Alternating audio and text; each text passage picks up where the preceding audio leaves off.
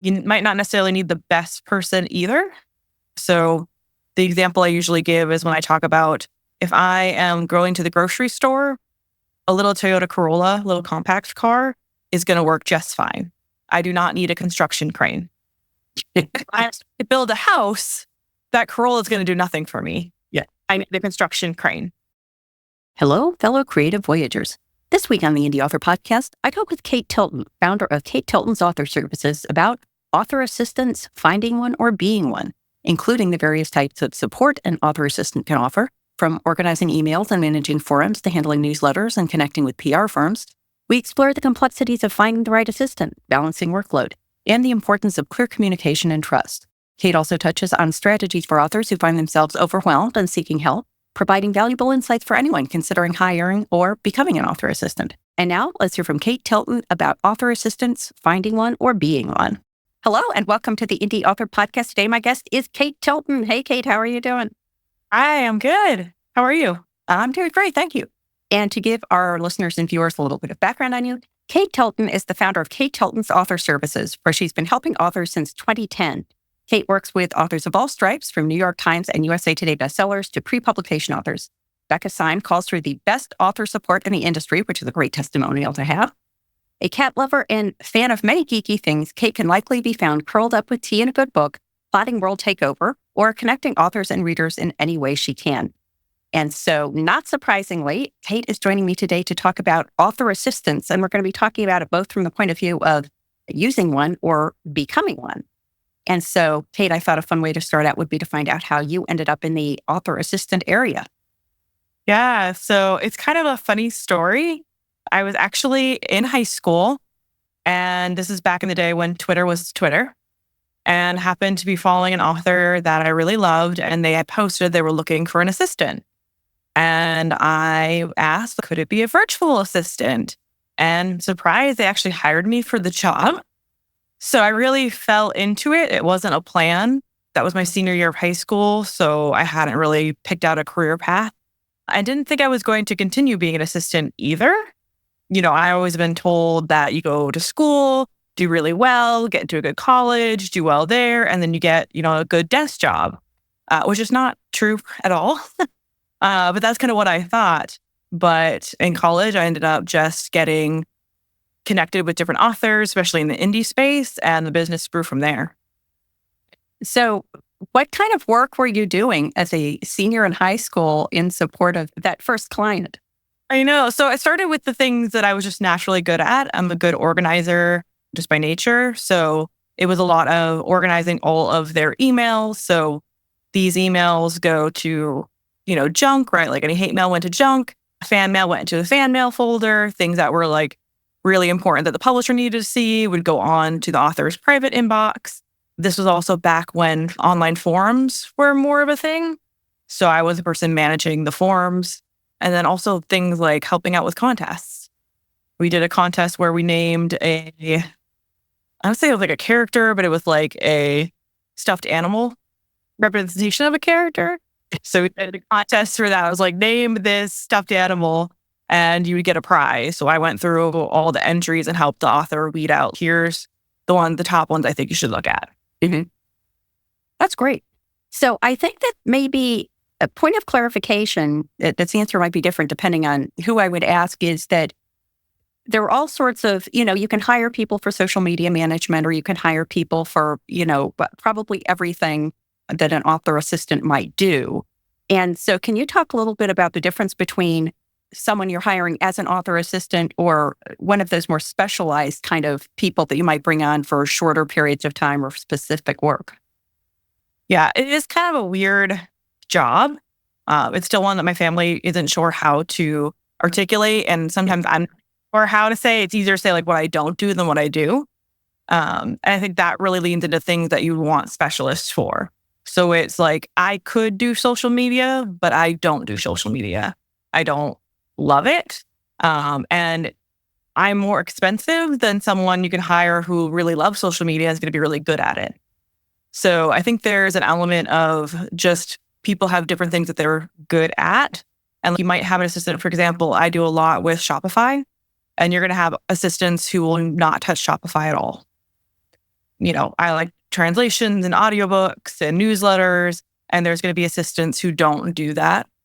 And then there are definitely, like you said, there are areas where you have people that specialize in just one thing. So having like a PR firm, usually the difference there is PR firms are more connected in industries like magazines, newspapers, TV. And that's something where you're not going to hire an assistant to be able to do that because they don't have the connections. That's where you need to have a specialist because you're basically paying for those connections. Yeah. So I can imagine a lot of listeners, if they've reached a certain point in their author career, especially maybe their indie author career, could just be feeling generically, I have too much stuff to do, I need help, without really having a clear idea of what help they need and therefore what kind of resume they should be looking for when they look for an assistant. If someone is just at that I am overwhelmed stage, what advice would you have about assessing what they should do about that? It depends on how overwhelmed you are. For people that are not so overwhelmed, they're drowning, it might be just sit down and write a list of everything that you are doing or everything you feel like you should be doing. And then realistically look at what you're comfortable having someone else do. Because that's a really easy way then to kind of figure out, okay, do I need an assistant? And if I do, what jobs am I looking for them to be able to handle? If you are at the point where you are drowning, then you probably want to do a consultation with, someone like Becca Syme, someone like me, who can kind of help talk you through why are you so overwhelmed and what really is keeping you that way. Because sometimes it is that you need to hire someone. Sometimes it is that you need to stop doing stuff. And sometimes you need to hire someone, but it's not someone to help you with your business. It's someone to help you with the stuff in your personal life. Maybe you need someone to clean your house. Maybe you need an extra babysitter for your kids. So there's not a perfect way to say, this is the answer for everyone. And that's where getting one-on-one help can be really good. Yeah. Yeah, I think of my own circumstance, and it is that this is a little bit different because I knew specifically the person I wanted to help me with my business. It's one of my best friends, somebody that I've known for decades, who was always in the financial role. Mm-hmm. And I hated doing the finances for my business. And I kept pestering her, like, will you just take care of this for me? And so finally she retired from a corporate job and she finally said, okay, I'm willing to take this on. So I had a very specific need that it was something I hated doing. And as a result, I wasn't very good at it. I would do it quickly or not do it at all. And so, I said, I want you to be taking my bank balance and all these things. And then as time went on, she got that all under control. And then it was clear that her strength beyond just the finances was a really careful attention to detail. And as long as she had a procedure to run through, she was very good at doing that. And then also seeing connections much more quickly than I expected because she didn't come from an author background. And so eventually I ended up turning over, she's doing my promotions for me. She has a list of places I like to promote, and she has the spreadsheet that says, in what month am I promoting what? And it's worked out great. And now I'm kind of at the point where I'm saying there are, I'd love to give her more stuff to do. And do I look at the things that are catering to her strengths, or do I look at the things that are taking me a lot of time? There's another chunk I could be passing on. Do you have any advice about how to weigh those sort of considerations? Yeah, exactly. And that's so important too, because sometimes what we need is actually different people for different things. Because we don't want to assume that one person can handle everything. And I think that's usually the biggest pitfall I see when people hire assistants is they expect that person to be able to do everything. Even things that the author themselves might not be good at. I'm like, that's not realistic. No one person is going to do it all. So I think it is really important to lean into, okay, yes, figure out what things you would want to hand off, but then figure out, is that something this person is going to be good at doing or not? Mm-hmm. And that could be just having a conversation and saying, hey, would you like to try this? For some people, like you said, having a procedure to follow is all that they need and they can handle it. But for example, in this case, maybe if she's someone who does need a procedure and this is not a thing that is something you can make a procedure for, you might need someone else. And that might be where you have two different people. You know what I mean? You have someone that you talk to for, say, strategy and overall planning. And then once you get that part, then you have the steps, the actual action steps. And then you bring that to her to do. Yeah. Yeah. I feel like I had an advantage because I'm sort of a documentation nerd anyway, so I was writing everything down for my own purposes. And oftentimes it was just a matter of, there's a process that I wanted her to pick up or to look at. And it was just a matter of making some clarifications, things that I knew that I couldn't assume that somebody else would know. And then there were some things that I thought, she'd be great for, she was willing to do. I wanted to get rid of, but the technical side of it was like uploading updates to interior files to like KDP or Kobo or whatever. And we just found that the process of me getting her the raw material was so onerous.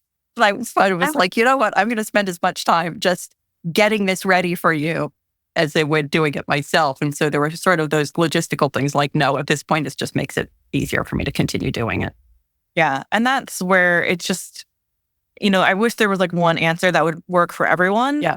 It's just not how we work as people. Even in my clients, like there's some clients who I do upload their files for them. I have logins to everything. And then there are people who they do that part and I do other things with them. And that might mean I have authors where we might just do their newsletter and that's us meeting their writing. They just need someone to kind of bounce ideas off of. And that's why it's so important to sit down and really think about, what am I doing in my business? What do I want to do in my business? And then where are those balls being dropped, or where are things that I am doing, but I really hate doing, like you said, with like finance? And then is that something that needs a specialist for? So for example, taxes, I think you need to hire someone who is a tax professional. That is a full-time job for a reason. Those laws change constantly. But then you have things like uploading your files, maybe updating Vellum, updating your website, working on Shopify. You might find someone who can do all of those things. It just depends on the person and their skill level, how long they've been doing it. Yeah. The one thing I found has been really valuable is sometimes I would have an idea of something I thought she could pick up, and we'd get on our Zoom call and I'd start going through it. And after 15 minutes of explanation, I'd be like, I really have no idea why I'm even doing this. Like, just having to explain something to someone, I think, can be very illuminating. You're explaining to the person, but you're kind of justifying to yourself why you do this. And there have been a certain number of things that at the end we both just said, yeah, there's really no reason for either of us to be doing that. That's really helpful to have, if you have somebody who you can have that kind of partnership with. Yeah. And I mean, obviously, I'm a big fan of Becca Syme, and I know she's been on your podcast before about what to keep and what to quit. And it's so important. I have so many authors that come to me who are completely overwhelmed. And sometimes it's not that they need to hire someone for help. Sometimes it really is, you need to stop trying to do all of these things and do the things that are most important for you and your business. And that perspective can be really, really hard to come by on your own. I mean, I have a business coach myself because I find it really hard to find perspective in my own business. Like when you're in it, it's really hard to see. And I find a lot of times when I have those conversations with authors, they'll leave just being like, oh, of course, this is so obvious. Now that you've said it, it makes sense. And I'm like, that is how it should be, right? Because then you know it's right. It will feel right. And it does help. And I've had clients who we maybe just meet once, and it's because they are just stuck and they just need someone to get them over that hump. Yeah. So if someone has gone through that effort of writing everything down that they're doing and hopefully doing an initial winnow out of the things that they realize they don't need to do anymore, and if they're still at the point where they see these are the things that I'd be willing to give away, assuming that most people's core value is going to be their writing. And in most cases, I think people are trying to clear the decks in order to spend more time on writing. So in the scenario where either now they kind of see a theme emerging, like, I see that I want to get rid of the financial stuff, or they don't, what would your first advice be about how do they go looking for someone to interview as a possible assistant? So my favorite way to get someone is always going to be recommendations from your fellow authors. That is, word of mouth is such a great way to be able to find someone. It is, I think, sometimes frustrating when you can't find the right person. And there are resources out there like Readsy that will help try to connect you to people. But I find it's better to start by asking the people around you. Hopefully you have a group of writers that you're comfortable with and can get names there. I have on my website a resource page, and that lists places like Readsy where you can go and try to find someone. Because finding a good person can be the hardest part. And it's also something where I feel like you might not necessarily need the best person either. So The example I usually give is when I talk about if I am going to the grocery store, a little Toyota Corolla, little compact car, is going to work just fine. I do not need a construction crane. If I build a house, that Corolla is going to do nothing for me. Yeah. I need the construction crane. So that's another thing to take into consideration too. Of, I might be considered a really good assistant, and you might be like, oh, well, I want Kate then because she's considered really good. But you might not need that. Like, you might need someone who's just starting out and is going to be really helpful with social media because you have more time to be able to develop and build that relationship. Or like in your case, right? You have someone that who's not yet in the industry who you're willing to work with because you are good friends. Mm-hmm. That might make sense. So that's kind of where I'd start. Ask people that you know, and then also consider what level you're looking for. Are you looking for someone who you don't have to train and don't have to think about and are able and willing to pay for that? Or are you looking for someone who you're going to pay less for and probably spend more time giving them procedures and working through them with that process? Yeah. Yeah, I had the experience of, I decided that I wanted to offload some of the production work for the podcast. Mm-hmm. And I have a very exhaustive checklist of everything that needed to be done for the podcast. So it was a case of the basic procedures were there. And in some cases, I had to clarify for somebody else, but I found somebody on Upwork, and I expected the first couple to be a little rocky, and they were, because I didn't know what wasn't clear, and she assumed things that I hadn't made clear. And so we got through a couple of podcast episodes, and I thought it was, going really well. I thought, yeah, we're just coming up to that moment where I'm just going to be able to say, okay, go ahead.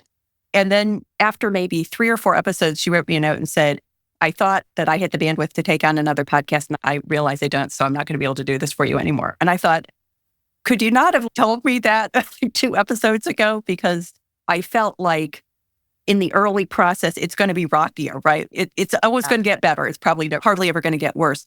So do you have any advice to avoid that scenario where you put in the time, but then you don't get the benefit back from it?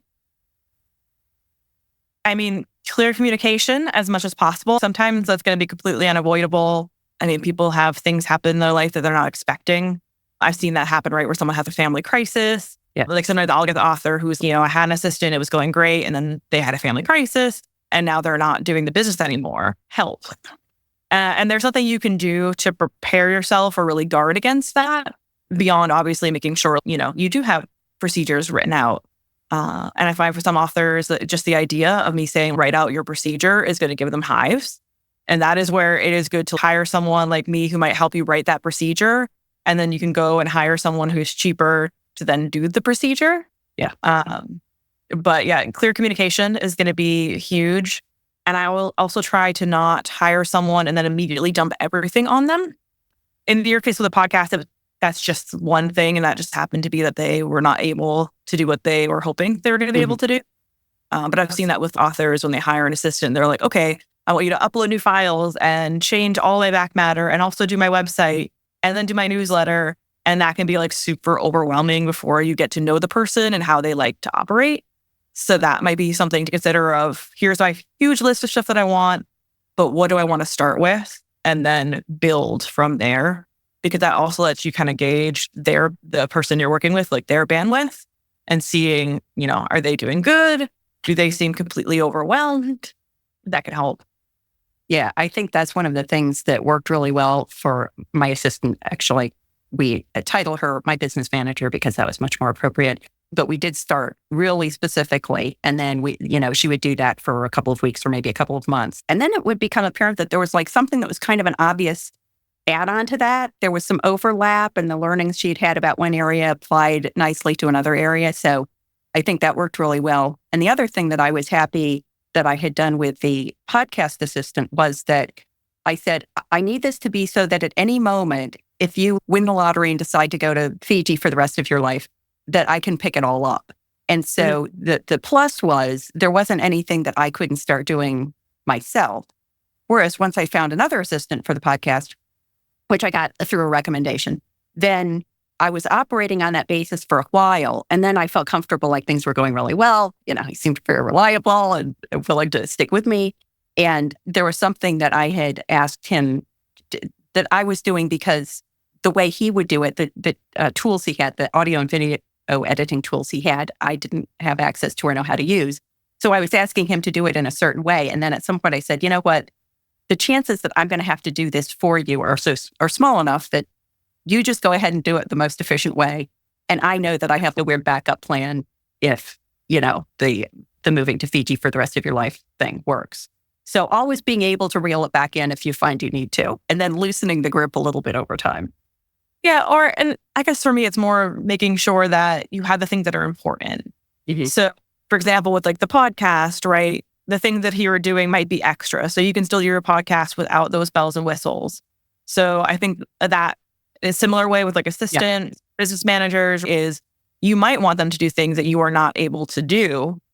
And then if they do leave for some reason, you just stop doing those things and it's okay. Or you then find someone else who will start doing those things. So I would be cautious to not expand just because you're not able to do something, and just make sure you're able to do the things that are core to your business. And that also goes into things like making sure you have access to stuff. So website is one where I see this a lot, where people will hire someone to do their website and not have full access to their site. And that always worries me because I actually had this happen in my family. My mom's husband died unexpectedly, and he was a website developer.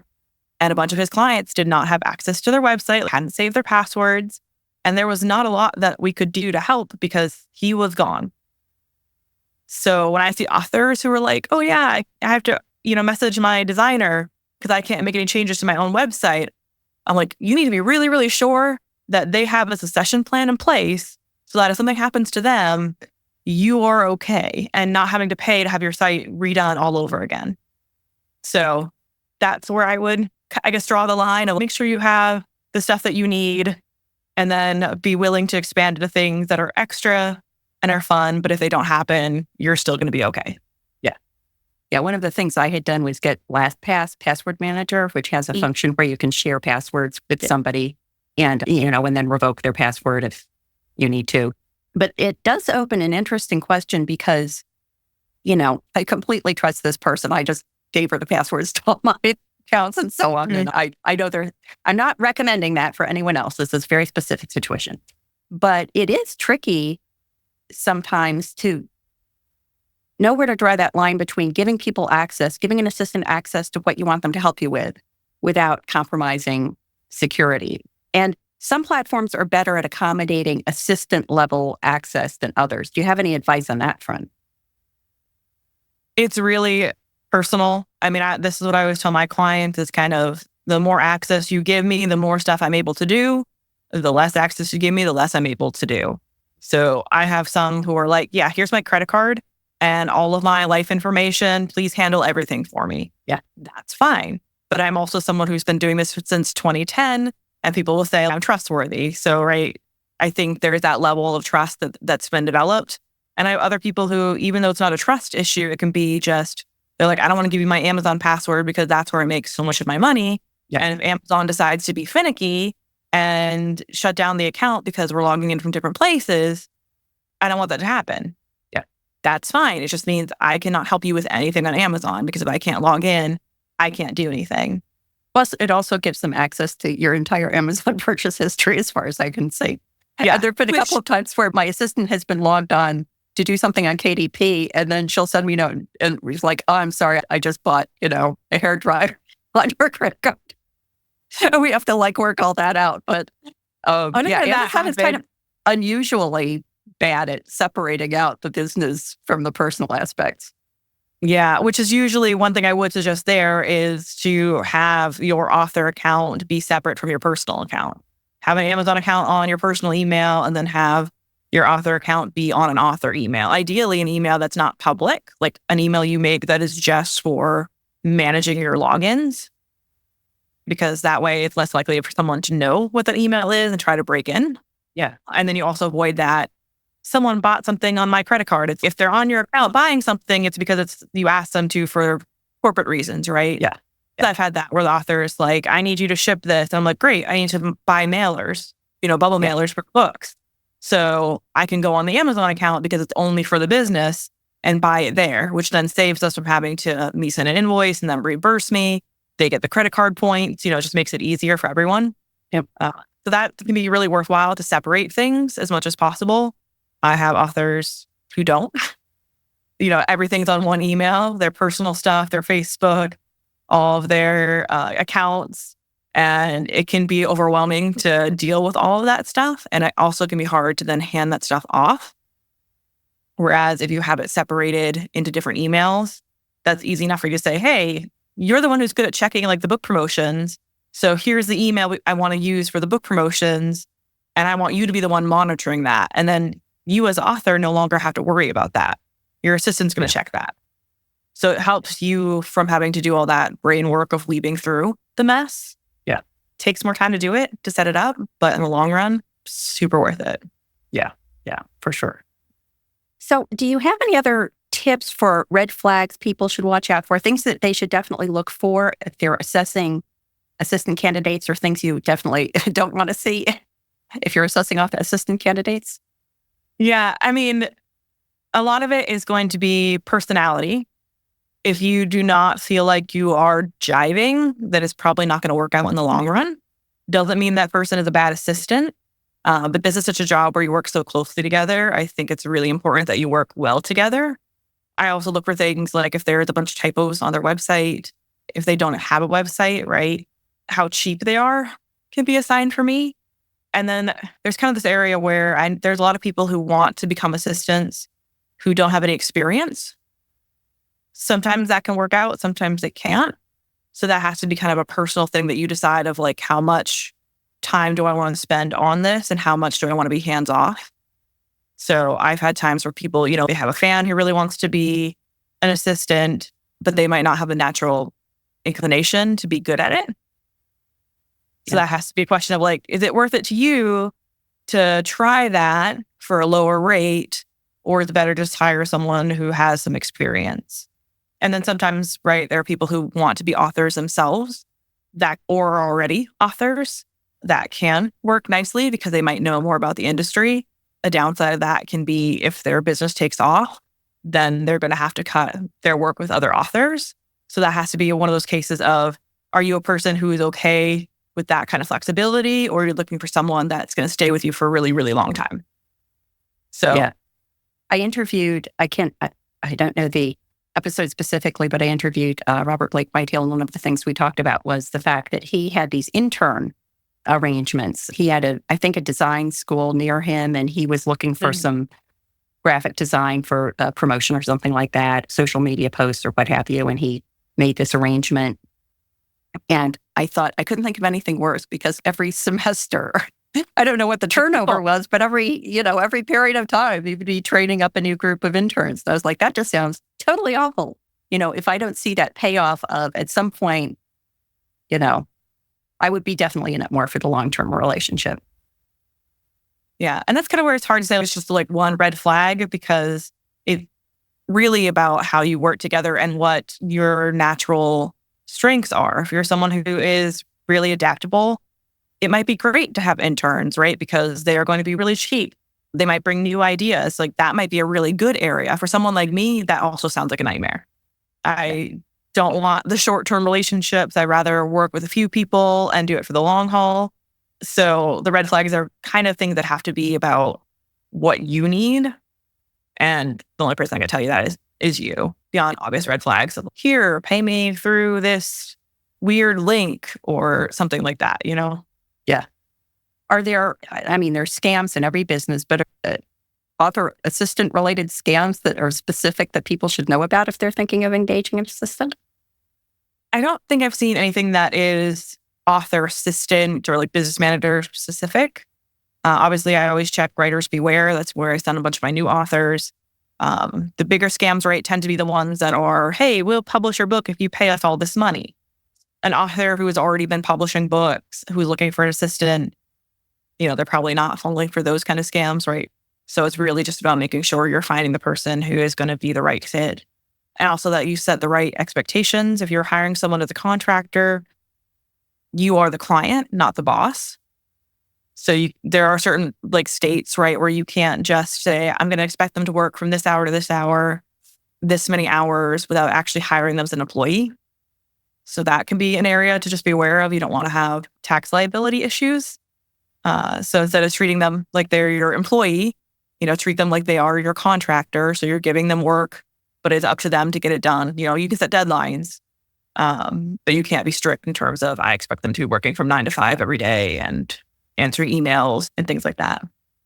It's something that I've seen, though, with certain, authors getting into it. They feel like, well, I need to be a boss, so I need to set this kind of structure. And I'm like, that's not how it works when you're hiring assistants or hiring PR companies. You are a client of theirs. You can tell them the work that you want done and set deadlines for it, but it's up to them to then get that work done. So it's a little bit of a different relationship than like you might have with your boss if you work a daytime job. Yeah. So we've talked a lot about looking for an assistant. So if someone is listening to this and saying to themselves, oh, I'd be good at some of these things they're talking about, do you have advice you'd like to share about how to become an assistant? Yeah. So like I said, for me, I kind of fell into the job of being an assistant. And I think that is kind of almost how you go about it, right? Is you find someone who's willing to give you a shot, pitch to them the things that you are good at doing and start there and then keep learning and growing your business. I was very fortunate in that I started in high school, so I did not have to be making a full-time living doing this. That's usually the one area where people are like, I want to do this as a full-time job. What do I do? And I'm like, I can't help you. This is where, I started and built. But if you are in a place where you can afford to not be making a full-time income, I think if I wanted to become an assistant, that would be where I would look at is, what am I good at? Who might be maybe a newer author who does not have a huge budget, who I can maybe even work as an intern, do a little bit of free work or very low paying work to get the experience. And then where could I build? So we talked a lot about uploading files or being able to format. That's something that you might not know how to do unless you've been in the industry. And that's where I would look at, okay, I can learn how to do that. And then that's a marketable skill that I can add to my repertoire. And from there, get more clients who need different stuff. Yeah, I think that if somebody's juggling an assistant work with other things like a day job, I know for me, I started doing book formatting for one person because he got in touch with me and he said, oh, my book formatter just retired. Do you know anyone who formats books? I was like, I could format books. Yeah. And it was great because it was one of those things that it was, relatively small investment of time. I recognized that there were going to be peaks and valleys. And, I had done work with this person before and I trusted that we would be able to work through me juggling that with my other responsibilities.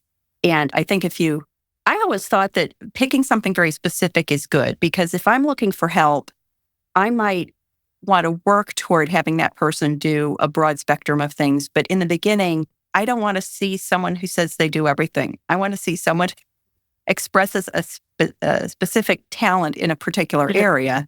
And then if that goes well, expand it to other areas. So, maybe you decide, oh, book formatting, that seems cool, or I already do that, or I enjoy it, and I'm going to offer that, and then have things expand from there rather than kind of jumping in the deep end. Yeah. Yeah, I've seen that too. Social media is another area where someone will start doing, they're on Book Talk or Bookstagram, and they're building up their own platform, and then they decide they want to start offering those services to authors, and then from there expand into other things. So it's just good to find kind of an area where you can start getting some experience and then build from there, because even I started with just one client. Yeah. I know this is a very tricky question, but if someone is interested in pursuing being an assistant, what kind of research should they do in order to understand what they could charge for their services? If it was me, I would be searching Google for author assistant and seeing what websites I come across and seeing who lists prices. Some will not, and some do. I've also seen people write articles. I think BiblioCrunch back in the day had one that was like, here's averages for different services. And I'm pretty sure Author System was listed on there. So it's out there. You might have to do a little bit of digging. You can also ask. Some people might be willing to share that with you. But it's usually something where, you pick a place, start there, and then you're going to keep upping that rate as you get more experience and more clients. Yeah. It could be very educational to go on a platform like Upwork or BT as well and do searches for what you think you'd like to offer and see, you can get this from $10 an hour to $500 an hour and then see where you think you fall in that Right. spectrum. Yeah. And what's different too about places that are networks like Readsy is usually they take a percentage. So sometimes you're going to find people who are really experienced who are not on those platforms because they're like, I don't need to take a cut out of my income. I have enough clients. So that's a good place to start. And then I would also just do some Google searches and try to find people. And I mean, people talk in this industry. There's a lot of connections, a lot of articles that have been written about all the different. So like if say you didn't want to be an assistant, but you wanted to do book formatting, you could find a bunch of people who do book formatting and see all the ranges and also see who gets recommended often, who doesn't, because that can tell you a lot about, okay, this person might charge a whole lot, but if I never hear them recommended, maybe they're really not getting a lot of work.